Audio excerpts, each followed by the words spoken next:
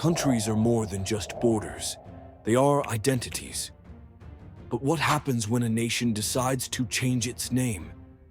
In this video, we explore the top 10 countries that changed their names and the real reasons why. From history and colonization to religion and politics, these stories are more powerful than you think. Let's begin. 10. Ceylon, Sri Lanka. The island nation in South Asia was called Ceylon during British rule. After gaining independence in 1948, it kept the name for a few years. But in 1972, the country wanted to leave its colonial past behind and embrace its ancient culture.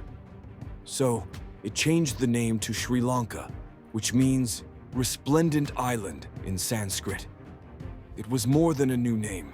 It was a return to identity. 9. Burma, Myanmar. This Southeast Asian nation was called Burma for many years, named after the Burman ethnic group. In 1989, the military government changed the name to Myanmar to be more inclusive of all ethnic groups. Some countries like the US still use Burma in political statements, but officially, it's now Myanmar. The name change is part of a larger struggle over power, identity, and recognition. 8. Holland, the Netherlands. Many people still call the country Holland, but that's technically wrong. In 2020, the Dutch government officially said, "We are the Netherlands, not just Holland." Why? Because Holland is only a region, not the whole country. They made the change to reduce confusion, especially for tourism, branding, and diplomacy. So next time you say Holland, remember, it's now the Netherlands. 7. Persia to Iran. For thousands of years, this ancient empire was known as Persia. But in 1935, the government told foreign countries to use Iran, the name locals had used for centuries. Iran means land of the Aryans. It was a move to show national pride and break from a Western-influenced image. Even today, Persia is still used culturally, like in Persian rugs or food. But the country is now officially Iran. 6. Siam, Thailand. This beautiful nation in Southeast Asia was called Siam for hundreds of years. In 1939, it was changed to Thailand, which means land of the free. Why? Because it was one of the few Asian countries never colonized by Europeans. The new name reflected their independence, pride, and national identity. They briefly went back to Siam in 1945, but by 1949, Thailand became permanent. 5. Swaziland to Eswatini. In 2018, on his 50th birthday, King Mswati III of Swaziland made a surprise announcement. The country would now be called Eswatini, which means land of the Swazis in the local language. Why the change? He said Swaziland sounded too much like Switzerland, and he wanted to honor African roots. It was also part of a movement to remove colonial-era names. 4.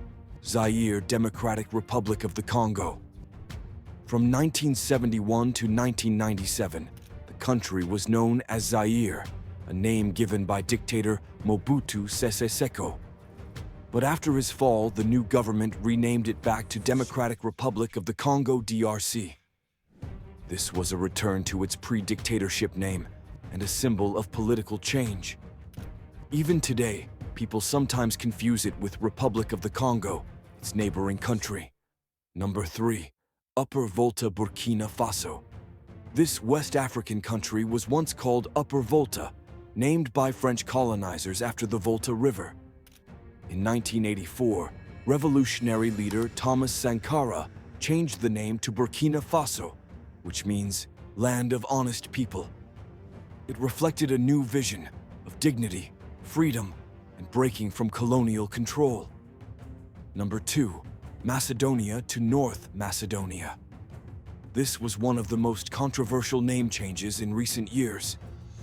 Greece didn't like the name Macedonia because there's a region in Greece with the same name.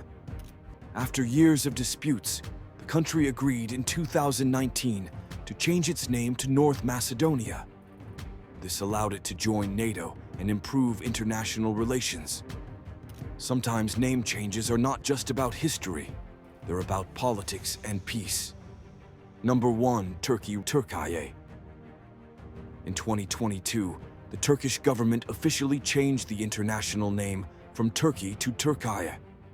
Why? Because the word Turkey also refers to the bird and often appeared in jokes or memes. President Erdogan said the new name better reflects the country's culture, values, and pride.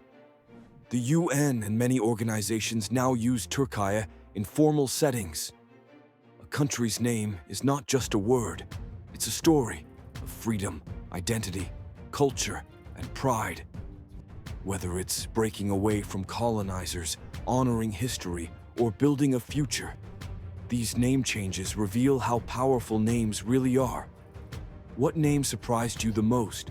Would you support your country changing its name if it meant a better future?